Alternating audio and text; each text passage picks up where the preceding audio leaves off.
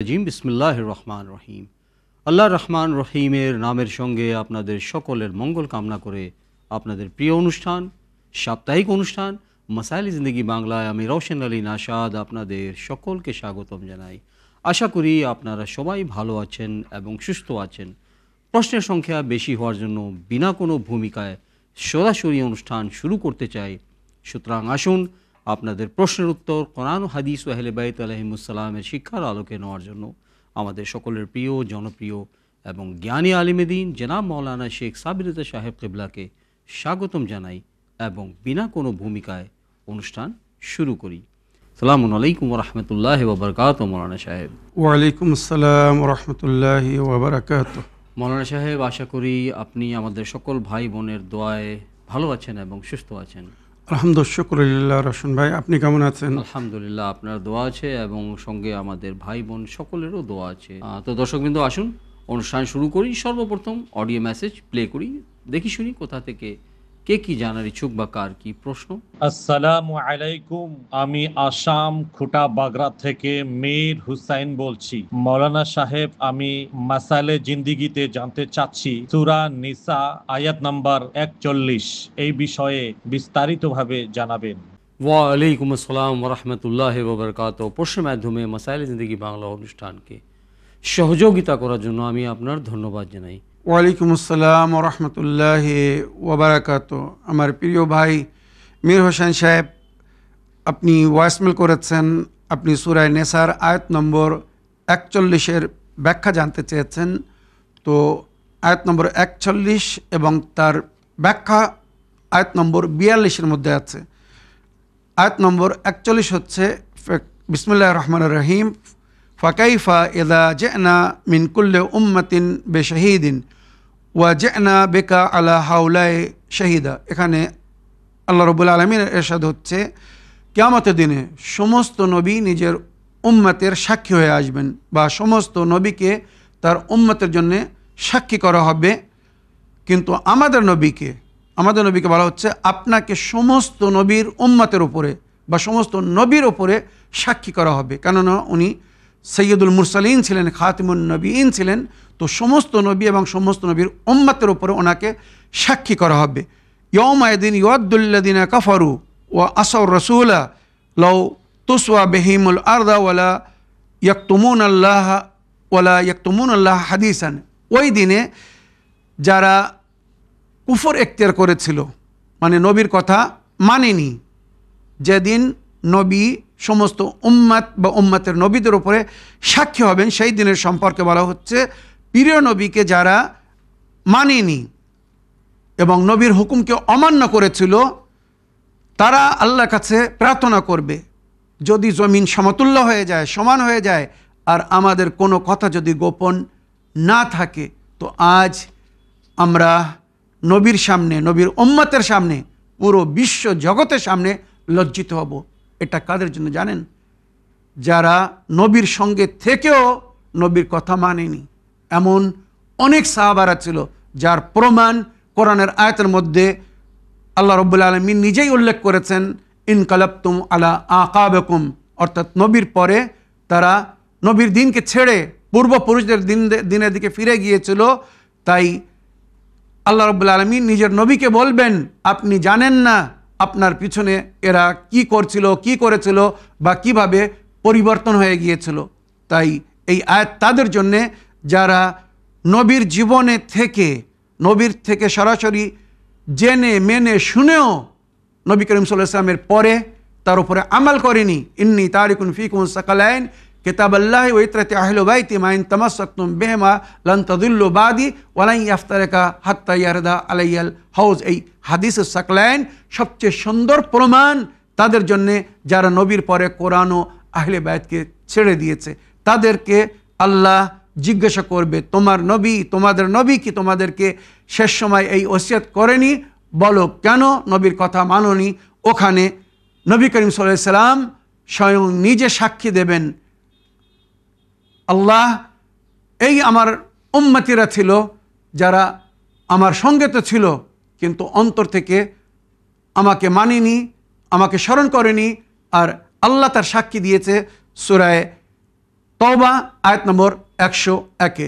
আমার প্রিয় মীর হোসেন ভাই, আশা করি সূরা তওবার 101 নম্বর আয়াত যদি আপনি তর্জমা পড়েন বা ব্যাখ্যা করেন, বুঝতে পারবেন যে কারা ছিল নবীর সঙ্গে, যারা নবীর সঙ্গে থেকেও নবীর কথা মানেনি। দর্শকবৃন্দু, আসুন আরেকটি লিখিত চিঠি পড়ি, লিখিত প্রশ্ন পড়ি, দেখি কার কি প্রশ্ন বা কোথা থেকে কে কি জানার ইচ্ছুক। আমি আজিজুল ইসলাম, গ্রাম জঙ্গলপুর, জেলা উত্তর 24 পরগনা থেকে বলছি।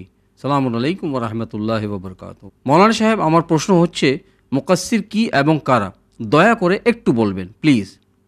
ওয়া আলাইকুম আসসালাম ওয়া রাহমাতুল্লাহি ওয়া বারাকাতুহু। সুন্দর প্রশ্নের মাধ্যমে মাসাইল জিন্দেগি বাংলা অনুষ্ঠানকে সহযোগিতা করার জন্য আমি আপনার ধন্যবাদ জানাই।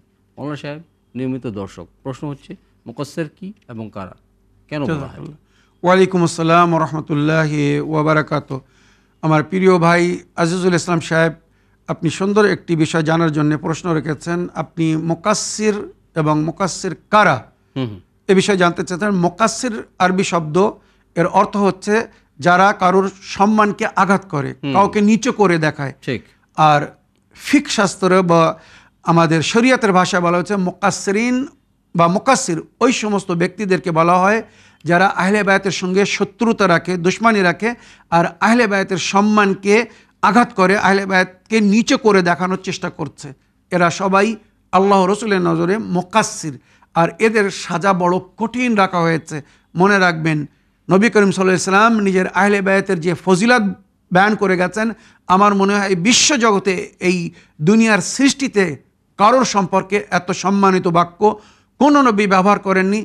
যে বাক্য, যে কথা প্রিয় নবী নিজের আহলে বায়াতের সম্পর্কে বা ইমামদের সম্পর্কে, মাসুমিনদের সম্পর্কে বলে গেছেন। কিন্তু কিছু নাসিবেরা আছে, ওয়াহাবিরা আছে, মুকাসসির যাদেরকে বলা হয়, এরা সেই সম্মানকে আঘাত করে, সেই সম্মানকে নিচু করার চেষ্টা করে। আর নবীর পরেও কিছুরা ছিল যারা এগুলো করেছিল। মনে রাখবেন, আহলে বায়াত আগে, সাহাবা পরে। রোশন ভাই, এটা কিন্তু সত্য কথা এবং বাস্তব বলছি। কোরআনের সঙ্গে নবী নিজের আহলে বায়াতকে ছেড়ে গেছেন, সাহাবাদেরকে না। বরং সেই সময় যে সাহাবারা ছিলেন তাদেরকেও নবী বলেছিলেন, আমার পরে কোরআন এবং আহলে বায়াতকে ধরো, তাহলে নেজাত পাবে। আর কোরআন এবং আহলে বায়াতকে যদি তোমরা ছেড়ে দাও, বিশেষ করে মাসালু আহলে বাইতি কামাসালে সাফিনাতে নূ মান রাকেবাহা নাজা ওয়া মান তাখাল্লাফা আনহা ফাগারিকা ওয়া হাওয়া। আমার আহলে বায়াতের উদাহরণ নূহ নবীর তরির মতো। যারা তরিতে সওয়ার হয়েছিল তারা নেজাত পেয়েছিল, যারা সওয়ার হয়নি তারা ডুবে শেষ হয়ে গিয়েছিল। ওইরূপ নবী বলছে, যারা আমার আহলে বায়াতের দামান ধরবে, আহলে বায়াতের কথা মতো চলবে, আহলে বায়াতকে মেনে চলবে, তারাই নেজাত পাবে। আর যদি আহলে বায়াতকে ছেড়ে দেয়, তারা পথভ্রষ্ট হয়ে যাবে। আর বাস্তবে বর্তমান দুনিয়ায় আমরা দেখছি, যারা কোরআন এবং আহলে বায়াতকে মেনে চলছে তারাই সঠিক ইসলামের পথের পথিক হয়ে চলছে। আর যারা আহলে বায়াতকে ছেড়ে দিয়েছে, হয়তো তারা মুখে বলছে আমরা কোরআনকে মানি, কিন্তু তারা কোরআনকে কখনো মানেনি। কারণ ওই কোরআনের মধ্যে আল্লাহ বলেছেন, কুল্লা আসলাকুম আলাইহি আজরান ইল্লাল মাওয়াদ্দাতা ফিল কুরবা। আহলে বায়াতের ভালোবাসার হুকুম দেওয়া হয়েছে। ইন্নামা ইউরিদুল্লাহু লিইয়ুযহিবা আনকুম রিজসা আহলিল বাইত ওয়া তাহহিরাকুম তাতহীরা। এই আহলে বায়াত কারা? নবী নিজে বলে গেছেন, আলী, ফাতেমা, হাসান ও হোসাইন এবং এনাদের মাসুম সন্তানদেরকে আহলে বায়াত বলা হয়েছে। তো যারা এই আহলে বায়াতের সঙ্গে অন্যায় করেছে বা করছে, অবিচার করছে, আহলে বায়াতের সম্মানকে নিচ্চ করার চেষ্টা করছে, এদেরকে মুকাসসির বলা হয়। আর মুকাসসিরিনদের উপরে আল্লাহ ও রসুল লানাত করেছেন। প্রিয় দর্শকবৃন্দ, আসুন আরেকটি ভয়েসমেল শুনি, অডিও মেসেজ শুনি, দেখি কার কি প্রশ্ন। আসসালামু আলাইকুম রহমতুল্লাহ বারকাত। এটা আমি মাসালে জিন্দগিতে শুনতে চাই। আমার দুই ভাইজানকে ও তাদের সহ পরিবারকে হাজারো কোটি দরুদ ও সালাম। ভাইজান, আপনারা ভালো থাকুন, সুস্থ থাকুন, আল্লাহ রসুলের কাছে এই দোয়া করি। ভাইজান, আজকে আমি সাবিরে যে ভাইজানের মুখটা প্রথমে দেখেই ভাবছিলাম শুকনো শুকনো হয়ে গেছে, নিশ্চয়ই ভাইজানের কিছু হয়েছে। তারপরে শুনলাম যে আপনি চোখ অপারেশন করেছেন। এর আগেও আপনি একটা চোখ অপারেশন করেছিলেন, তখনও দেখেছিলাম আপনার মুখটা শুকনো শুকনো ছিল। ভাইজান, যে আপনার যখন শরীর খারাপ হয় তখন আপনার মুখটা দেখে বোঝা যায় যে আপনার শরীর খারাপ হয়েছে। হয়তো সামনাসামনি তো আপনার দেখা পায় না, জানি না কোনোদিন দেখা পাবো নাকি। টিভিতেই দেখি, তখন মনে হয় আমি বলি আমার বৌমাকে, দেখ ভাইজানের মনে হয় শরীর খারাপ। যাই হোক, আপনি ভালো থাকুন, সুস্থ থাকুন, আপনার সহ পরিবার ভালো থাকুন, আল্লাহ ও রসুলের কাছে এই দোয়া করি। আর আজকে রসন ভাইয়েরও শুনলাম আমার ভাবিজানের শরীর খারাপ, তো আল্লাহ রসুলের কাছে দোয়া করি উনিও যেন ভালো থাকেন আর রসন ভাইও যেন ভালো থাকেন, আল্লাহ রসুলের কাছে এই দোয়া। খুদা হাফিজ। ওয়া আলাইকুম আসসালাম ওয়া রাহমাতুল্লাহি ওয়া বারাকাতুহু। প্রিয় আপা বা বোন সুন্দর ফিডব্যাকের মাধ্যমে এবং আমাদের উভয়কে এবং আমাদের উভয় পরিবারের মেম্বারদেরকে, সদস্যদেরকেও দোয়ায় স্মরণে রাখার জন্য আমি আপনার অন্তর থেকে ধন্যবাদ জানাই। ওয়ালাইকুম আসসালাম রহমতুল্লাহি ওয়াবারাকাত। আমার প্রিয় বোন বাপা, আমাদেরকে দোয়ায় স্মরণে রাখার জন্যে এবং এত সুন্দর ফিডব্যাক দেওয়ার জন্য ধন্যবাদ জানাই। দোয়া করবেন যেন এইভাবে সুস্থ থেকে, স্বাস্থ্য থেকে দিনের খেদমত করতে পারি বা আপনাদের প্রশ্নের উত্তর দিতে পারি। আপনি এবং আমার সমস্ত দর্শকবৃন্দদের কাছে আমার এবং রশন ভাইয়ের উভয়ের অনুরোধ, আপনাদের দোয়া আমাদের জন্যে তোহফা, উপহার। তাই আমাদেরকে বা আমাদের পরিবারকে দোয়ায় স্মরণে রাখবেন আর নিজেদের ফিডব্যাক, মতামত বা প্রশ্নের মাধ্যমে আমাদের উভয় অনুষ্ঠান ইসলাম বিন বাংলা এবং মাসাইলে জিন্দেগি বাংলাকে সহযোগিতা করতে থাকবেন। আপনার ফিডব্যাক বা ভয়েসমেলের জন্য আরও একবার ধন্যবাদ জানাই। দর্শকবৃন্দ, আসুন আরেকটি টেক্সট মেসেজ পড়ি, লিখিত চিঠি পড়ি, দেখি কার কি প্রশ্ন বা কোথা থেকে কে কি জানার ইচ্ছুক। সালামু আলাইকুম ওয়া রাহমাতুল্লাহি ওয়া বারাকাতুহু। মিজানুর রহমান মল্লিক, দক্ষিণ 24 পরগনা থেকে বলছি। আমার প্রশ্ন, দান করার ক্ষেত্রে আমাদের কি করা উচিত? যেমনটা বর্তমানে এমন অনেক মানুষ আছে যারা উপার্জন করতে সক্ষম, কিন্তু তারা উপার্জন না করে মানুষের কাছে কষ্টের কথা শুনিয়ে ভিক্ষা করে। আমি এমন অনেক মদ গাঁজাখোরকেও ভিক্ষা করতে দেখেছি। আসলে আমি জানতে চাই যে দান করার সময় আমাদেরকে কি জাস্টিফাই করা উচিত, যে সামনের মানুষটা আদতে ভিক্ষা পাওয়ার যোগ্য কিনা, নাকি উদার মানসিকতার সহিত আমাদের উচিত যে কাউকে জাস্টিফাই না করেই কেউ কিছু চাইলে তাকে সাধ্য মতো দান করাটা ঠিক? মাসাইলে জিন্দেগিতে জানাবেন। ওয়ালাইকুম আসসালাম রহমতুল্লাহ বাবরকাত। এই সুন্দর প্রশ্নের মাধ্যমে মাসাইলে জিন্দেগি বাংলা অনুষ্ঠানকে সহযোগিতা করার জন্য ধন্যবাদ জানাই। অনেকে ভিক্ষা করে, মানে যেটা বলা যায় ভিক্ষার পাত্র, একটা কুপাত্র এবং সুপাত্র। তো কি আমাদের ইসলামেও এরকম কিছু আছে শরীয়তে ইসলামে, যে কুপাত্র বা সুপাত্রটাকে, এই জিনিসটাকে বুঝে জাস্টিফাই করে ভিক্ষা বা দান দেওয়াটা উচিত? শরীয়তে ইসলাম বা আহলে বাইত আলাইহিমুসসালামের তালিমাত এই বিষয়ে কি বলে মৌলানা? ওয়ালাইকুম আসসালাম রহমতুল্লাহি ওয়া বারাকাতুহু। আমার প্রিয় ভাই, আল্লাহ রসুল বলেছেন, আল্লাহ ইয়াকুনু ফি আউনি আবদিহি মা দামাল আবদু ফি আউনি আখিহি। আল্লাহ তখনও তার মদত করেন বা ততক্ষণ তার মদত করেন যতক্ষণ আল্লাহর বান্দা অন্য বান্দা বা আল্লাহর বান্দা নিজের ভাইদের মদত করতে থাকে।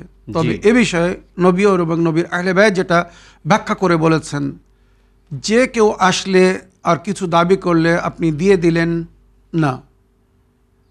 প্রথমে আমাদেরকে বলা হয়েছে মমিন এবং আল্লাহর নেক বান্দাদেরকে মদত করো। কোরআন ও হাদিসে পরিষ্কার বলেছে মমিন এবং আল্লাহর নেক বান্দা, ঠিক, পুরুষ বা নারী। এবারে অনেক সময় রসম আমরা যেটা দেখি, কিছু মানুষ আছে অভাবে চায় আর কিছু মানুষ আছে স্বভাবে চায়। রাইট, অভাব নেই। আমার অভিজ্ঞতা হিসেবে বা জানকারি হিসেবে মোর দ্যান 50% ফকিররা পেশা, মানে এদেরকে কেউ নিয়ে এসে ভিক্ষা করাচ্ছে। বিভিন্ন দেশে বা বড় বড় শহরে দেখছি, মানে সিগনালে বা মোড়ে মোড়ে ভিখারিরা বসে আছে, ঠিক, অচল অসহায়। এদের মধ্যে কিছুরা আছে যারা সত্যি প্রয়োজনীয় বা তাদের জীবনে কষ্ট আছে, অভাব আছে, কিন্তু অধিকাংশরা এদেরকে কেউ ব্যবহার করছে। রোশন ভাই এদেরকে বসিয়ে এদের দ্বারা ভিক্ষা করিয়ে আয় করছে, এদেরকে একটা পার্সেন্টেজ দিচ্ছে, তাদেরকে বলছে যে তোমাদের পানাহারের ব্যবস্থা করব, থাকার ব্যবস্থা করব, সারাদিন যা আয় হবে 50% আমি নেবো, 50% তোমাকে দেবো। এইভাবে ব্যবসা চলছে। কিন্তু খুব সতর্কতা অবলম্বন করতে হবে। আগে বাস্তব জানুন, প্রয়োজনকে জানুন। এমন ব্যক্তির কখনো মদত করবেন না যে ওই পয়সাটাকে হারামে ব্যবহার করবে। মদখোর, গাঁজাখোর, যেটা আমার ভাই বললেন, এদের মদত করা মানে হারামে সহযোগিতা করা। হ্যাঁ, যদি কেউ আপনার কাছে পানাহার চায়, আপনি পানাহার কিনে দিন, প্রস্তুত পানাহার দিন, এটা উত্তম।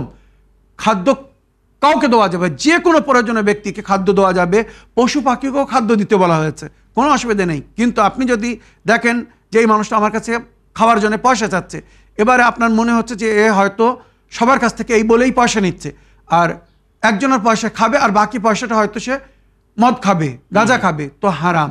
ওই জন্যে শরীয়ত আমাদেরকে বলেছে যাচাই করে প্রয়োজনকে জেনে মমিনের মদত করো। আর যারা সত্যি প্রয়োজনীয় হয় আর যারা পিওর মমিন হয় তারা কিন্তু অন্যের সামনে হাত পাতে না। তাই শরীয়তে বলা হয়েছে অন্যর প্রয়োজনকে জেনে চাওয়ার আগে তার যদি কেউ মদত করে তো তার সওয়াব 100%। আর কেউ যদি প্রশ্ন করে, একজন মুমিন প্রশ্ন করেছে, চেয়েছে, তো এবারে যদি আমরা দেই তো এই দোয়াকে বলা হয়েছে হয়তো নিজের লজ্জা মেটানোর জন্য দিচ্ছে, কি সে চেয়েছে বলে দিচ্ছে। অন্তর থেকে আল্লাহর জন্য যদি কেউ দিতে চায় তো সামনেওয়ালার চাওয়ার আগে দিতে বলা হয়েছে। সামনেওয়ালার প্রয়োজনকে জেনে, যদি আমি জানি যে আমার ওই ভাইটা কষ্টের মধ্যে জীবনযাপন করছে, তো সে চাওয়ার আগে আমি তার যদি মদত করি, এটাই হচ্ছে অরিজিনাল মদত, আর এটার সবচেয়ে বেশি। আর কোরআনে বলা হয়েছে এই যে আমরা মদত করছি এটা আল্লাহকে কর্জে হাসানা দিচ্ছি। ওই যে গরিব মুমিনকে দিলাম পয়সাটা, এটা আল্লাহকে কর্জে হাসানা দিলাম, ঋণ দিলাম, আল্লাহ এর পরিশোধ করবে, আর দুনিয়ায় তাকে দ্বিগুণ করে দেবে, আর পরকালে তার অনেক 10 গুণ বেশি করে তার আজর সওয়াব দান করবে। আমার প্রিয় ভাই, আশা করি আপনার প্রশ্নে আপনি উত্তর পেয়েছেন বা বুঝতে পেরেছেন যে আমাদেরকে কাদের মদত করা উচিত, কাদেরকে দান দেওয়া উচিত। সবাইকে দান দেওয়া যাবে না বা সকলকে দান দেওয়ার জন্য বলা হয়নি। তো প্রিয় দর্শকবৃন্দ, আসুন আরেকটি ভয়েসমেল শুনি, দেখি কার কি প্রশ্ন বা কোথা থেকে কে কি জানার ইচ্ছুক। আসসালামু আলাইকুম, আমি মিজানুর রহমান মল্লিক, দক্ষিণ 24 পরগনার উস্তি থেকে। দোয়া করি মৌলানা সাহেব এবং রওশন আলী ভাই উভয়কে আল্লাহ তাআলা সুস্থ রাখুক, ভালো রাখুক এবং ওনাদের মনের নেক কামনাকে পূরণ করুক। আজকে মাসাইলে জিন্দেগিতে আমার প্রশ্ন, আমাদের এখানে যে রক্ত মাতম হয় মহরমের সময়, জঞ্জির জানি কিংবা ছুরি ব্লেড নিয়ে যে রক্ত মাতম হয়, তো আজকে আমি এই বিষয়টা সম্পর্কে জানতে চাই মৌলানা সাহেব, যে রক্ত মাতম করা কি ইসলামে জায়েজ এবং এর কোনো অথেন্টিক কোনো এভিডেন্স আছে কি আমাদের ইমামদের থেকে? দয়া করে এটা আমাকে জানাবেন। ভালো থাকুন, সুস্থ থাকুন। সালামু আলাইকুম, জাযাকাল্লাহ খায়ের। ওয়া আলাইকুম আসসালাম ওয়া রাহমাতুল্লাহি ওয়া বারাকাতুহু। প্রশ্নের মাধ্যমে মাসাইলে জিন্দেগি বাংলা অনুষ্ঠানকে সহযোগিতা করার জন্য আমি আপনার ধন্যবাদ জানাই। রক্তমাতম সম্পর্কে প্রশ্ন মৌলানা সাহেব, আবার বলবো, সময় সীমিত হওয়ার জন্য আমি প্রশ্ন রিপিট করতে পারছি না, আপনার কাছেও আমি ক্ষমা প্রার্থী। আমি আপনাকে রিকোয়েস্ট করছি যদি সরাসরি উত্তর দেন তাহলে আমাদের সকলের জন্য ভালো হবে। ওয়ালাইকুম আসসালাম রহমতুল্লাহি ওয়া বারাকাতুহু। আমার প্রিয় ভাই, এ বিষয়ে আমি বহুবার বলেছি, এখন এখানে এ বিষয়ে বিস্তারিত আলোচনা করার সময় নেই, সুতরাং আমি ক্ষমা চাই। হ্যাঁ, এই যে রক্তের পুরসা যেটা আমরা দিয়ে থাকি, এ বিষয়ে ইমামে জাফর সাদিক আলাইহিস সালামের থেকে একটি রওয়ায়াত বর্ণনা করা হয়েছে যে জীবনে যদি সম্ভব হয় তো একবার রক্তের পুরসা দাও। তো রক্তের পুরসা দাও মানে এর মানে এটা নয় যে ব্লেড মেরে, জিঞ্জিল মেরে বা কামাজানির মাধ্যমে রক্ত বাহির করতে হবে না, যেটা যুগের ইমাম নিজে বলেছেন, ফালা আবকিয়ান্নাকা বাদালুদ্দুমুএ দামান।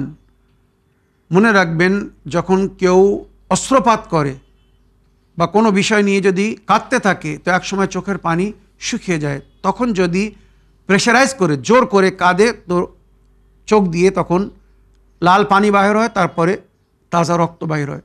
এটা হয়েছে রক্তের পুরসা, যেটা স্বয়ং ইমাম বলেছেন। ইমাম হুসাইন আলাইহিস সালামের সম্পর্কে ইমামে জামানা বলছেন, ফালা আনদুবান্নাকা সাবান ওয়া মাসান ওয়ালা আবকিয়ান্না লাকা বাদালুদ্দুমুএ দামান। মাওলা, আমার জাদ, আমি আপনার জন্য সকাল সন্ধ্যা কাঁদবো, যদি আমার চোখের পানি শুকিয়ে যায়, ফুরিয়ে যায়, তো রক্তের অস্ত্রপাত করব। এটা হচ্ছে রক্তের পুরসা, যেটা আমাদের মধ্যে খুব কম বা সম্ভব কম থাকে। কিন্তু আমরা যে ব্লেড, জিঞ্জির বা এগুলো করি, এগুলো জাস্ট আমাদের একটা ভালোবাসা বা মহব্বতের পরিচয়। এগুলো শরীয়তে ততক্ষণ পর্যন্ত বা ততটা অনুমতি দেওয়া হয়েছে যেটা হালাকাতের কারণ না হবে, মৃত্যুর কারণ না হবে। কেননা কামা জাঞ্জি করতে গিয়ে, জঞ্জির মারতে গিয়ে কেউ যদি খোদা না করুক মৃত্যুবরণ করে, তো এটা সুসাইড হবে, আত্মহত্যা গণ্য হবে। তাই সামান্য যে ব্লেড মারা হয় বা কামাজানি করা হয়, এগুলো ইমাম হুসাইন আলাইহিস সালাম যে কষ্ট সহেছিলেন, ওনাকে যখন তীর তলোয়ার মারা হয়েছিল তার একটা অনুভব করার জন্যে, যেমন উদাহরণস্বরূপ বক্তারা বলে থাকেন বা অনেক বুজুর্গানে দিনরা বলেছেন, ওহদের ময়দানে নবী করিম সাল্লাল্লাহু আলাইহি সাল্লামের একটি দান শহীদ হয়ে গিয়েছিল, জানাবে ওয়াইসে কারানি। সেটা শুনে নিজের একটা করে নাকি মুখের সমস্ত দাঁত ভেঙে নিয়েছিলেন। মনে রাখবেন, এটা কেন করেছিলেন? মায়ায়, মহব্বতে। না নবী বলেছেন, না কোনো সাহাবা বলেছেন। আর এটা যদি হারাম হতো তাহলে সাহাবারা বা তাবিনরা যারা বেঁচে ছিল তারা মানা করতো যে এটা করো না, কিন্তু মানা করেনি, তার মানে এটা সে তার একটা মহব্বতের পরিচয় দিয়েছিল। তো মনে রাখবেন, আমরা এই যে কামাজানি করি, জিনজি জানি, যা কিছু করি, এটা একটা ভালোবাসার বা আন্তরিকতার, একটা মায়ার, একটা মহব্বতের পরিচয়। শরীয়তে এ বিষয়ে আমাদের জন্যে না ওয়াজিব বলা হয়েছে, না সুন্নত বলা হয়েছে। হ্যাঁ, কেউ যদি এটা করে থাকে তো আমরা বলি মোবাহ। মোবাহ মানে শরীয়তে যে কাজ করলে যদি হালাকাতের কারণ না হয় তো সেটা জায়েজ। আমাদের নিয়মিত দর্শক মিজানুর ভাই একদিকে অডিওর মাধ্যমে প্রশ্ন করছেন, আবার অন্যদিকে টেক্সট মেসেজের মাধ্যমে প্রশ্ন করছেন। ইনারই আরেকটি প্রশ্ন যে নামাজের মধ্যে যদি দুনিয়ার কোনো চিন্তা এসে যায় তবে নামাজ কি বাতিল হয়ে যাবে? এবং আমি নামাজ পড়তে পড়তে যদি দুটোর জায়গায় কখনো 3টা সেজদা এক রাকাতে দিয়ে দেই এবং নামাজ চলাকালীন যদি আমার উপলব্ধি হয় যে আমি ভুল করে ফেলেছি, তখন আমি সেই ভুলকে সংশোধন করব কিভাবে? ওয়ালাইকুম আসসালাম ওয়া রাহমাতুল্লাহি ওয়া বারাকাতুহু। মিজানুর ভাই, সুন্দর প্রশ্নের মাধ্যমে মাসাইলে জিন্দেগি বাংলা অনুষ্ঠানকে সহযোগিতা করার জন্য আমি আপনার ধন্যবাদ জানাই। এই ধরনের প্রশ্নের উত্তর আপনি অনেক বহুবার অনুষ্ঠানে দিয়েছি। দিয়েছেন, অনেক অনুষ্ঠান। ওয়ালাইকুম আসসালাম রহমতুল্লাহি ওয়া বারাকাতুহু। আমার প্রিয় ভাই, নামাজে যদি বাইরের খেয়াল আসে নামাজ বাতিল হবে না, কিন্তু আনলে নামাজ বাতিল হয়ে যাবে।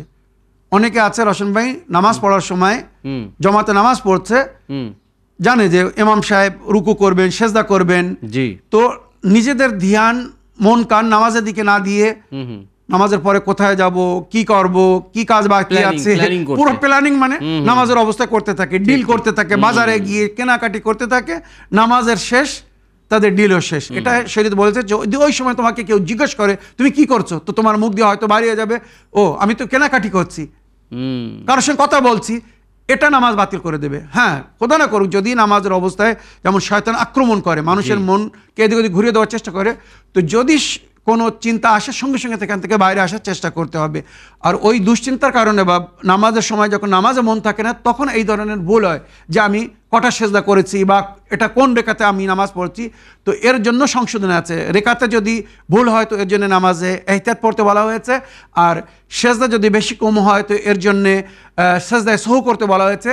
এ বিষয়ে আপনি ইসলামিয়ান বাংলায় প্রশ্ন রাখতে পারেন, ওখানে আমি বিস্তারিত আলোচনা করব, বা আমি যে সমস্ত প্রশ্নের উত্তরে বিস্তারিত আলোচনা করে রেখেছি আপনি দয়া করে সেগুলো শুনলে আপনার প্রশ্নের আপনি পরিপূর্ণ উত্তর পেয়ে যাবেন, যে একটা সেজদা বেশি হলে বা কম হলে কি করতে হবে, বা এক রেখাত কম বা বেশি হলে কি করতে হবে, আশা করি সব জানতে পারবেন। প্রিয় দর্শকবৃন্দ, আসুন আর একটি ভয়েস মেইল শুনি, দেখি কার কি প্রশ্ন।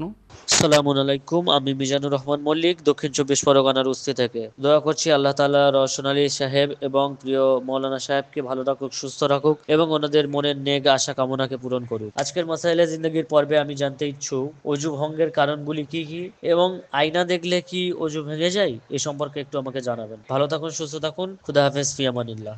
ওয়ালাইকুম আসসালাম ওয়া রাহমাতুল্লাহি ওয়া বারাকাতুহু। প্রশ্নের মাধ্যমে মাসাইলে জিন্দেগি বাংলা অনুষ্ঠানকে সহযোগিতা করার জন্য আমি আপনার ধন্যবাদ জানাই। ওয়ালাইকুম আসসালাম রহমতুল্লাহি ওয়া বারাকাতুহু। আমার প্রিয় ভাই, আপনি যে সমস্ত প্রশ্ন করছেন এই সমস্ত প্রশ্নের উত্তর আমি বহুবার দিয়েছি, তাই ক্ষমা চাচ্ছি। শুধু সারাংশ বলছি, পেশাব করলে, পায়খানা করলে, বায়ু সরালে বা এমন কাজ যার জন্য গোসল ফরজ হয়ে যায়, যেমন স্ত্রী সহবাস বা মইয়তকে স্পর্শ করলে অজু বাতিল হয়ে যায়, গভীর নিদ্রা মানুষ হোশ হারিয়ে ফেলে যে কি অবস্থায় আছে, এই সমস্ত কারণ বলা হয়েছে, অজু নষ্ট হবার, বেহুশ হয়ে যাওয়া ইত্যাদি ইত্যাদি। আর আয়না দেখলে অজু নষ্ট হয় না। অনেক সময় আমরা দেখেছি অনেক জায়গায় আয়না লাগানো থাকে, আমরা সেগুলো দেখে মুখে পানি দেই যাতে সঠিকভাবে মুখ ধোয়া যায় বা অজু করা যায়। তো আয়না দেখলে অজু বাতিল হয় না। আশা করি আপনার প্রশ্নে আপনি উত্তর পেয়েছেন। দর্শকবৃন্দ, আসুন আর একটি লিখিত চিঠি পড়ি, দেখি কার কি প্রশ্ন। সালামুন আলাইকুম, আমি মুর্শিদাবাদ থেকে আলিয়া বলছি। মৌলানা সাহেব, আমার প্রশ্ন হলো জান্নাতের কোন সময়টা হবে, যেমন এই পৃথিবীতে সময় সকাল, দুপুর, বিকেল এবং সন্ধ্যা বা রাত, এই সময়ের মধ্যে কোন সময়টা জান্নাতে হবে, দয়া করে জানাবেন। ওয়ালাইকুম আসসালাম ওয়া রাহমাতুল্লাহি ওয়া বারাকাতুহু। সুন্দর প্রশ্নের মাধ্যমে মাসাইলে জিন্দেগি বাংলা অনুষ্ঠানকে সহযোগিতা করার জন্য আমি আপনার ধন্যবাদ জানাই। মৌলানা সাহেব, আপনি শুনলেন প্রশ্ন, জান্নাতের কোন সময়টা হবে? জান্নাতে যে কোনো একটা নির্দিষ্ট সময় থাকবে? রাত, দিন, সকাল, সন্ধ্যা, কোনটা সময় থাকবে? জাযাকাল্লাহ। ওয়ালাইকুম আসসালাম রহমতুল্লাহি ওয়া বারাকাতুহু। আমার প্রিয় বোন, সূরা খাল আতা সূরা ইনসানের মধ্যে যে জিকির হয়েছে, ওয়া জাযাহুম বিমা সাবারু জান্নাতাও ওয়া হারিরা, যারা জান্নাতে যাবে তাদের পরিশ্রম বা ধৈর্য, এই দুনিয়ায় বিভিন্ন সময় তারা যে কষ্ট সহন করেছে তার পরিবর্তে তাদেরকে জান্নাতে স্থান দান করা হবে। মুত্তাকিনা ফিহা আলাল আরাইকি লা ইয়ারাউনা ফিহা শামসাও ওয়ালা যামহারিরা, এই হচ্ছে পজিশন। তাদেরকে সুন্দর মাসনাদ দেওয়া হবে। আমরা উদাহরণস্বরূপ বলি, সোফা সেট বা বসার জন্য সুন্দর ব্যবস্থা করা হবে, সেখানে তারা টেক লাগিয়ে বসে থাকবে। আর ওখানকার যে অবস্থা বলা হচ্ছে সেটা না দিনের মতো আলো হবে না রাতের মতো অন্ধকার হবে। আচ্ছা, আর ওখানে না সর্দি মানে শীত হবে না গরম হবে।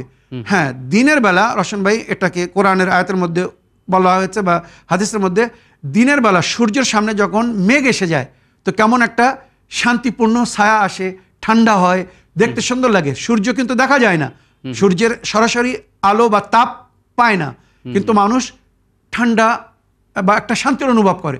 জান্নাতের পরিবেশ হবে এমন, মানে যেটাকে আমরা না রাত বলবো না দিন বলবো, দিন হবে কিন্তু দিনের মতো একটা উজালা থাকবে, আর সূর্যের তাপ হবে না ওখানে, কিন্তু সূর্যের গরম হবে না। তো যেখানে না শীত না গরম, একটা মধ্যস্থল অবস্থা হবে, যেটাকে মানুষ খুব পছন্দ করবে, শান্তির অনুভব করবে। যেমন গরমকালে আমরা যদি ছায়া পাই বা সূর্যের সামনে যখন মেঘ এসে যায় তখন কেমন একটা শান্তিপূর্ণ অবস্থা হয়, খুব ভালো লাগে। জান্নাতে ওই অবস্থা হবে, চারিদিকে সুন্দরভাবে সব জিনিস সাজানো থাকবে, ফল ফুল লাগানো থাকবে, কিন্তু ওখানে মানুষ না শীতের কষ্ট পাবে না গরমের জন্য তারা কষ্ট পাবে। একটা মধ্যস্থল অবস্থা হবে, যার জিকির এই আয়াতের মধ্যে হয়েছে। দর্শকবৃন্দ, আসুন আরেকটি লিখিত চিঠি পড়ি। সালামু আলাইকুম রহমতুল্লাহ ওবরকাত। নাহার বলছি বাংলাদেশ থেকে। হুজুর, আপনার কয়েকটা এপিসোড শুনেছি জিনরা নাকি সাপের রূপ ধরে, কিন্তু আমি বাংলাদেশের খুলনা থেকে প্রকাশিত ফজর পত্রিকায় কোনো এক সময় পড়েছি যে হজরত আলী আলাইহিস সালাম থেকে বর্ণিত ছিল যে জিন কখনো সাপের রূপ ধরতে পারবেন না। এটা সম্পর্কে একটু বিস্তারিত বলবেন। ওয়া আলাইকুম আসসালাম রহমতুল্লাহ ওবরকাত। সুন্দর প্রশ্নের মাধ্যমে মাসাইল জিন্দেগি বাংলা অনুষ্ঠানকে সহযোগিতা করার জন্য আমি আপনার ধন্যবাদ জানাই। অ্যাকচুয়ালি মানে কন্ট্রাডিকশন বলা যায়। উনি আপনার অনুষ্ঠানে শুনেছেন যে জিনরা মানে সর্প বা সাপের রূপ ধরে, আবার কোনবা পুস্তকের বাংলাদেশের খুলনায় কোনবা পুস্তকের ফজর পত্রিকায় উনি পড়েছেন যে সেখানে বর্ণিত ছিল যে মওলা আলী আলাইহিস সালামের কল অনুযায়ী জিনরা কখনো সাপের রূপ ধরতে পারবে না। এটা কীরকম?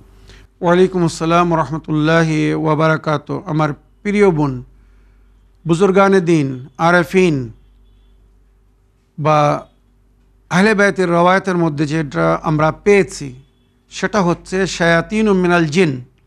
কোরআনের আয়াতের মধ্যে যার জিকির রয়েছে তার ব্যাখ্যা লেখা হয়েছে এরা যে কোনো রূপ ধারণ করতে পারে, কেননা শয়তান আল্লাহর কাছ থেকে অনুমতি চেয়েছিল। রিওয়ায়াতে পাওয়া যায় যে শয়তান তো প্রথম সাপের রূপ ধরে জান্নাতে জাযাকাল্লাহ, একদম সুন্দর। এটাই আমি বলতে যাচ্ছিলাম যে শয়তান সর্বপ্রথম যে রূপ ধারণ করেছিল সেটা ছিল সাপের রূপ, আর শয়তান জিন্নের অন্তর্ভুক্ত।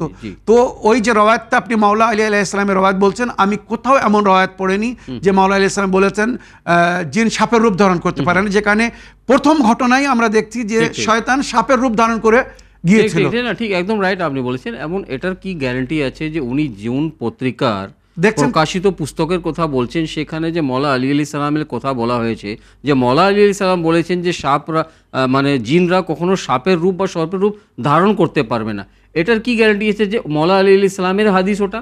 তাই তো আমি তো বলছি যে আমি কোথাও এমন পড়েনি, কেননা কোরআন ও হাদিসের তাফসিরের মধ্যে যেগুলো আমরা পেয়েছি জিন মানে যে কোনো রূপ ধারণ করে। আর যেটা আরিফিনরা বলেছেন অধিকাংশ রশন ভাই মানে সাপের রূপ ধারণ করে দংশন করে। আর এটাও আমরা বুজুর্গানে দিনদের কাছে শুনেছি বা অনেক জায়গায় পড়েছি, জিনেরা যখন সাপের রূপ ধারণ করে দংশন করে মানে মারার চেষ্টা করে বা মারে, মনে রাখবেন এদের মধ্যে যাদেরকে সাপ কামড়ায় এদের মধ্যে দুষ্কর্মী পাপীরা খুব কম থাকে। বেশিরভাগ আমরা দেখেছি সাদা সিধে ভালো মানুষদেরকে সাপে কামড়ায়, যাদের সমাজে একটা সুন্দর নাম থাকে, সুনাম থাকে, পরিচিত থাকে। কোনো বড় দস্যুকে কখনো আপনারা শুনবেন না যে ওকে সাপে কামড়েছে, বড় শয়তান ছিল সাপে কামড়ে মেরে ফেলছেন, না। মনে রাখবেন তো এই জিনরা ভালো মানুষদেরকে সাপের রূপ ধারণ করে এসে দংশন করে। আপনার প্রশ্নের উত্তর যেটা সারাংশ বললাম, যে জিনেরা যে কোনো রূপ ধারণ করতে পারে, কারণ আল্লাহ তাদেরকে অনুমতি দিয়েছে। শায়াতিন মিনাল জিন যে কোনো রূপ ধারণ করতে পারে। দর্শক বিন্দু, অনুষ্ঠানের শেষ টেক্সট মেসেজ পড়ি, দেখি কার কি প্রশ্ন। আসসালামু আলাইকুম রহমতুল্লাহ ওবরকাত। মৌলানা সাহেব, আমার প্রশ্ন হচ্ছে, আমি এখনও বেবি কনসিভ করতে পারিনি।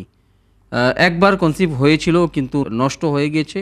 ডাক্তার বলেছে আমার PCOS এ হয়েছে, ওভারিজে কিছু সমস্যা আছে। আর কবিরাজা বলেছেন কিছু বদ নজরের দৃষ্টি হয়েছে। কিছু উপায় বলবেন? আমার প্রশ্নের উত্তর মাসাইলে জিন্দেগিতে শীঘ্র দিলে খুব উপকৃত হতাম। ওয়ালাইকুম আসসালাম রহমতুল্লাহ ওবরকাত। প্রিয় আপা বোন, সুন্দর প্রশ্নের মাধ্যমে মাসাইলে জিন্দেগি বাংলা অনুষ্ঠানকে সহযোগিতা করার জন্য আমি আপনার ধন্যবাদ জানাই। মৌলানা সাহেব, মানে কনসিভ হয়েছেন, মিসক্যারেজ হয়েছে, তো ইনি মানে আশাবাদী, যদি আপনার দোয়ায় বা আপনার উপায়ে যদি আবার ইনি মানে কনসিভ করতে পারেন তাহলে ভালো হবে। জাযাকাল্লাহ। ওয়ালাইকুম আসসালাম রহমতুল্লাহি ওবারাকাত। আমার প্রিয় বোন, এ বিষয়ে আমি কয়েকবার বলেছি, আপনাকেও বলে দিচ্ছি। সূরা রাত 13 নম্বর সূরা, আয়াত নম্বর 8, আল্লাহ ইয়ালামু মা তাহমিলু কুল্লু উনসা ওয়া মা তাগীদুল আরহাম ওয়া মা তাজদাদ ওয়া কুল্লু শাইইন ইনদাহু বিমাকদার। প্রতি নামাজের পরে এই আয়াত পড়ুন। এছাড়া সূরায়ে হজ আয়াত নম্বর 5 পড়ুন, আর সূরায়ে আনআম 6 নম্বর সূরা 59 নম্বর আয়াত, এই 3টে আয়াত প্রতি নামাজের পরে, বিশেষ করে সকাল সন্ধ্যা নামাজের পরে আপনি এবং আপনার স্বামী পড়ুন। পড়ে আল্লাহর কাছে দোয়া করুন। ইনশাআল্লাহ, আল্লাহ যদি চায়, খুব শীঘ্র আপনি পুনরায় গর্ভবতী হবেন বা গর্ভধারী হবেন। আর রওয়ায়াতের মধ্যে যেটা উল্লেখ হয়েছে, আপনার স্বামীকে বলবেন প্রতি নামাজের পরে যেন এই দোয়া করে। সূরায়ে আম্বিয়া আয়াত নম্বর 89, রব্বি লা তাযারনি ফারদান ওয়া আনতা খায়রুল ওয়ারিসিন। আর প্র্যাকটিক্যাল ট্রিটমেন্ট হিসেবে যেটা বুজুর্গানে দিনরা বলেছেন, সেটা হচ্ছে সকালে যখন নাস্তা করবেন, তো হাফ বয়েল ডিমের যে কুসুম হয়, ওই কুসুমের সঙ্গে সাদা পেঁয়াজ কুচি করে মিক্স করে ওটাকে খেতে হবে উভয়, আপনি এবং আপনার স্বামী। এর থেকে সন্তান হওয়ার সম্ভাবনা বেড়ে যাবে। আর স্বামী স্ত্রী উভয়ে মিলনের আগে অজু করবেন, আর অজু করার পরে 19 বার বিসমিল্লাহির রহমানির রহিম বলে তারপরে শারীরিক মিলন করবেন। আল্লাহ রাব্বুল আলামিন যদি চান তো ইনশাআল্লাহ আল্লাহ আপনাদের সংসারে সুসন্তান দান করবেন। আমি এর আগেও বহুদেরকে এই উপায় বলেছি, যারা এর থেকে উপকৃত হয়েছে। দর্শকবৃন্দ, আসুন আর একটি ভয়েসমেল শুনি। আসসালামু আলাইকুম। মাসাইলে জিন্দেগি বাংলা, শেখ সাব্বির রেজা ভাইজান, রওশন ভাইজান, দুইজনকেই আমার সালাম। আশা করি আপনারা ভালো আছেন, সুস্থ আছেন। ভালো থাকুন, সুস্থ থাকুন। আর সমস্ত চ্যানেল উইনের সমস্ত সদস্য ভালো থাকুক, সুস্থ থাকুক, এই দোয়াটা সবসময় আল্লাহর রব্বুল আলামিনের কাছে করি। আমার প্রিয় ভাইজান, যে আল্লাহর 99 নাম আপনি পড়ছেন এবং ব্যাখ্যা করছেন, ভাইজান কোন নামের কতবার বিরিদ করতে হবে, কোন সময় কতবার বিরিদ করতে হবে, এই ব্যাপারে বললে ভাইজান উপকৃত হতাম। আমি তো এর আগে অন্য অন্য নামের বিরিদ করছি, কিন্তু কতবার করতে হবে সেটা জানছি না, তাই আপনার কাছে প্রশ্ন করলাম ভাইজান। এই ব্যাপারে বললে উপকৃত হব। আপনি ভালো থাকুন, সুস্থ থাকুন। আর সমস্ত চ্যানেল উইনের সমস্ত সদস্য আল্লাহ রাব্বুল আলামিন তাদের ইচ্ছা মনোকামনা পুরা করুক। খোদা হাফেজ, ফিমানিল্লাহ। ওয়ালাইকুম আসসালাম রহমতুল্লাহ ওবরকাত। সুন্দর প্রশ্নের মাধ্যমে মাসাইলে জিন্দেগি বাংলা অনুষ্ঠানকে সহযোগিতা করার জন্য আমি আপনার ধন্যবাদ জানাই। ওয়ালাইকুম আসসালাম রহমতুল্লাহি ওবারাকাত। আমার প্রিয় আপামনি, আপনার ভয়েসমেলের জন্য আপনাকে ধন্যবাদ জানাই। তবে আমি ক্ষমা চাই, আপনি আল্লাহ পাকের 99টি নামের যে সংখ্যা জানতে চেয়েছেন, এটা বলা সম্ভব নয়। কেননা সমস্ত নামের একটি বিশেষ সংখ্যা আছে। আরবিক ক্যালকুলেশন হিসাবে ইলমে জফর যাকে বলা হয় বা ইলমুল আদাদ বলা হয়, প্রতি অক্ষরের একটি সংখ্যা আছে। তো প্রতি নামের সমস্ত অক্ষরের যদি আমি সংখ্যা গুনে এবারে সেটাকে বিস্তারিত বলতে চাই, তো কয়েকটি এপিসোডের প্রয়োজন আছে। আমি ইসলামের বাংলা আমাদের 16 প্রোগ্রামে আমি প্রতিদিন আল্লাহ পাকের নামের ব্যাখ্যা করছি, কিন্তু সংখ্যা বলছি না, এর পিছনে কিছু রাজ আছে, সব জায়গায় সমস্ত জিনিস বলা যায় না। সংখ্যা হিসাবে যদি আমি বলি, অনেক অনেক অনেক সময় হয়তো কেউ এর মিসইউজও করতে পারে। জি, জি। তাই আমার প্রিয় আপামনি, আমি ক্ষমা চাই। হ্যাঁ, পার্সোনালি যদি আপনি কখনো প্রশ্ন করেন তো আপনাকে আমি বলে দেবো। যদি বিশেষ কোনো নাম নেবেন যে এই নামের কত সংখ্যা, আমি হয়তো সেটা বলে দেবো, কখন পড়তে হবে সেটা বলে দেবো। তবে সাধারণ কমন প্লেসে এই সমস্ত রাজের কথা সব জায়গায় বলা উচিত না, বা আমরা বলি না, আমাদের অনুমতি নেই। আশা করি আপনি বুঝতে পেরেছেন, কিছু মনে করবেন না, কারণ এর জন্য সময়েরও প্রয়োজন আছে, প্লাস সব জায়গায় সব কথা আমাদেরকে বলা নিষেধ আছে। আশা করি আপনি বুঝতে পেরেছেন, কিছু মনে করবেন না। তো আসুন অনুষ্ঠানের শেষ অডিও মেসেজ প্লে করি, দেখি কার কি প্রশ্ন। সালামুন আলাইকুম, আমি মিজানুর রহমান মল্লিক, দক্ষিণ 24 পরগনার উস্তি থেকে। আজকে মাসাইলে জিন্দগির পর্বে আমি আমার প্রাণপ্রিয় দুই ভাই, প্রিয় শ্রদ্ধেয় মাওলানা সাহেব এবং প্রিয় রওশন আলী সাহেবকে আমি আন্তরিক ভালোবাসা জানাই এবং দোয়া করি আল্লাহ তাআলা তাদেরকে ভালো রাখুক, সুস্থ রাখুক এবং সর্বদা তাদের ছায়া আমাদের উপর বাকি রাখুক, যাতে করে আমরা এই সকল প্রোগ্রামগুলোকে দেখতে পারি এবং ইসলামের জ্ঞান অর্জন করতে পারি। তো এখন আমার মাওলানা সাহেব, আপনার কাছে আমার প্রশ্ন যে কোরআনে 3 নম্বর সূরা আলে ইমরান বলে একটা সূরা আমি দেখলাম, যেখানে আলে ইমরান বলতে একজন ব্যক্তিকে ইন্ডিকেট করছে। তো এখানে আলে ইমরান বলতে কার কথা বলা হয়েছে, এই ইমরানটা কে? এবং বলা হচ্ছে সূরাটার নাম যে আলে ইমরান, অর্থাৎ এখানে ইমরানটা কে এবং ইমরানের আল বা বংশধর বলতে কাদেরকে বোঝানো হচ্ছে? এই বিষয়টা একটু আমাকে ক্লিয়ার জানাবেন। ভালো থাকুন, সুস্থ থাকুন। সালামুন আলাইকুম, জাযাকাল্লাহ খায়র। ওয়ালাইকুম আসসালাম ওরহমতুল্লাহি ওবরকাতুহু। প্রশ্নের মাধ্যমে মাসাইলে জিন্দেগি বাংলা অনুষ্ঠানকে সহযোগিতা করার জন্য আমি আপনার ধন্যবাদ জানাই। ওয়ালাইকুম আসসালাম রহমতুল্লাহি ওবরাকাতুহু। আমার প্রিয় ভাই মিজানুর রহমান সাহেব, এত সুন্দর প্রশ্ন রাখার জন্য আপনাকে ধন্যবাদ জানাই। আপনি জানতে চেয়েছেন পবিত্র কোরআনের 3য় সূরা, সূরা আলে ইমরান। এই আলে ইমরান কাকে বলা হয়েছে, বা ইমরান কে, যার আলের জিকির এই সূরার মধ্যে হয়েছে? তো এ বিষয়ে প্রিয় নবী করিম সাল্লাল্লাহু আলাইহি ওয়াসাল্লাম বা নবী করিম সাল্লাল্লাহু আলাইহি ওয়াসাল্লামের আহলে বাইত যেটা বলেছেন সেটাই আমাদের জন্য অথেন্টিক এবং সঠিক, মনে রাখবেন। তো এই সূরায় যে ইমরান বলা হয়েছে এটা জানাবে আবু তালিব। ইমরান মানে জানাবে আবু তালিব, আর আলে ইমরান মানে জানাবে আবু তালিবের বংশধারী। কেননা ইসলামের প্রচার শুরু হয়েছিল জানাবে আবু তালিবের বাসা থেকে, ওখান থেকেই ইসলাম প্রচার হয়েছিল।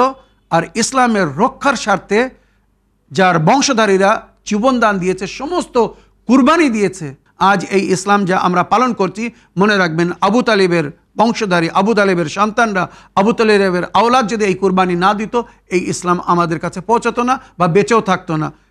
আবু তালিবের ছেলে জানাবে মাওলাই কায়নাত আলী ইবনে আবি তালিব নবীর সাথে থেকে ইসলামের প্রচার করেছিলেন। আর প্রথম দিনেই দাওয়াতে জুল আশিরার ঘটনা তুলে দেখুন, ওখানে নবী বলেছিলেন যে এই দিনের প্রচারের কাজে কে আমার মদত করবে, সহযোগিতা করবে, সে আমার ভাই, আমার ওসি, আমার ওজির, আমার পর আমার প্রতিনিধি হবে, আমার খলিফা হবে। ওখানে মাওলা আলী ছাড়া কেউ ওঠেনি। যখন মাওলা আলী প্রতিশ্রুতি দিলেন যে নবী আল্লাহ আপনার দিনের প্রচারের কাজে আমি সহযোগিতা করব, তখন নবী করিম সাল্লাল্লাহু আলাইহি ওয়াসাল্লাম হযরত আলী আলাইহিস সালামকে জিজ্ঞাসা করলেন, আয় আলী, যখন তুমি থাকবে না তখন আমার দিনের মদত কে করবে? তখন হযরত আলী আলাইহিস সালাম ওয়াদা করেছিলেন নবীর সঙ্গে, আয় আল্লাহ নবী, আপনি নিশ্চিন্তে থাকুন, আপনি যখন থাকবেন না আমি থাকবো, আমি এই দিনের হেফাজত করব। যখন আমি থাকবো না আমার সন্তানরা এই দিনের হেফাজত করবে, এমনকি জীবন দান দিয়েও যদি এই দিনের রক্ষা করতে বাঁচাতে হয় তো আমার সন্তান সংকোচ করবে না, আমার সন্তান জীবন দিয়ে এই দিনকে বাঁচাবে। এই হচ্ছে আবু তালিবের বংশ, এই আবু তালিবের সন্তানরা যারা দিনের প্রচার করেছে এবং দিনের রক্ষা করেছে, তাই ওনাদের সম্মানে এই সূরা আল্লাহ অবতীর্ণ করেছিলেন। কিন্তু দুঃখের বিষয়ে উম্মাতে মুসলিমার অধিকাংশদের বা মুফাসসিরিনরা তার বিপরীত লিখেছেন। ওনারা বলতে চাচ্ছেন আলে ইমরান মানে হযরতে মূসার পিতা ইমরান ছিলেন, আর এই আলে ইমরান মানে মূসা এবং মূসার বংশধারী, যেটা নবীর দিনের সঙ্গে শরীয়তের সঙ্গে কোনো মিল খায় না। রওশন ভাই, তো সুতরাং আমরা এই সমস্ত তর্জমা বা তাফসিরকে কখনো মানতে পারি না। আমরা সেটাই অথেন্টিক মানি, সঠিক মানি, যেটা নবী এবং নবীর আহলে বাইত বলেছেন। সুতরাং ইমরান হযরতে আবু তালিব, আলে ইমরান হযরতে আবু তালিবের বংশধারী, যে ঘর থেকে বা যে বাড়ি থেকে ইসলামের দিনের তাবলীগ শুরু হয়েছিল, আর যারা এই ইসলামের রক্ষা করেছেন, বাঁচিয়েছেন বা ইসলাম প্রচার করেছেন। তাই আলে ইমরান মানে আলে আবু তালিব। আশা করি আপনার প্রশ্নের আপনি উত্তর পেয়েছেন। মৌলানা সাহেব, আমি দুঃখিত যে অ্যাকচুয়ালি প্রশ্নের সংখ্যা অনেক বেশি হওয়ার জন্য অনেক ফর্ম্যালিটিস ছিল বা অনুষ্ঠানের যেটা সৌন্দর্যটা সেটা আজকে হয়তো মেনটেন করার জন্য আমি অসক্ষম ছিলাম। আপনি সকলের প্রশ্নের উত্তর, আমাদের ভাই বোনের প্রশ্নের উত্তর কোরআন ও হাদিস ও আহলে বাইত আলাইহিমুসসালামের শিক্ষার আলোকে দিয়েছেন। আমি আপনার ধন্যবাদ জানাই এবং সঙ্গে আগ্রহ করি যে ইনশাআল্লাহ আপনি আবার আসবেন আগামী অনুষ্ঠানে অংশগ্রহণ করে এইভাবে সকলের প্রশ্নের উত্তর কোরআন ও হাদিস ও আহলে বাইত আলাইহিমুসসালামের শিক্ষার আলোকে দেওয়ার জন্য চেষ্টা করবেন। অবশ্যই রওশন ভাই, আল্লাহর কাছে দোয়া করি, আপনারাও দোয়া করবেন যেন আমরা সুস্থ থেকে যেভাবে অনুষ্ঠানকে চালিয়ে যাচ্ছি এভাবে যেন এটাকে কন্টিনিউ বা জারি রাখতে পারি। আপনারা নিজেদের মতামত, ফিডব্যাক এবং প্রশ্নের মাধ্যমে আমাদের উভয় অনুষ্ঠান ইসলামের বাংলা এবং মাসাইলে জিন্দেগি বাংলাকে সহযোগিতা করতে থাকুন এবং উভয় ভাইকে, আমাকে এবং রওশন ভাইকে দোয়াতে স্মরণে রাখুন। তো প্রিয় দর্শকবৃন্দ ও শ্রোতা মণ্ডলী, এই বলে আজকের অনুষ্ঠান শেষ করার জন্য আপনাদের সকলের কাছে অনুমতি চাই। ইনশাআল্লাহ আশা করি আগামী অনুষ্ঠানে আপনাদের সকলের সঙ্গে আবার সাক্ষাৎ হবে নতুন নতুন প্রশ্ন নিয়ে, নতুন নতুন মাসলা মাসাইল নিয়ে। শুকরিয়া ও ধন্যবাদ। সালামুন আলাইকুম ওয়া রাহমাতুল্লাহ।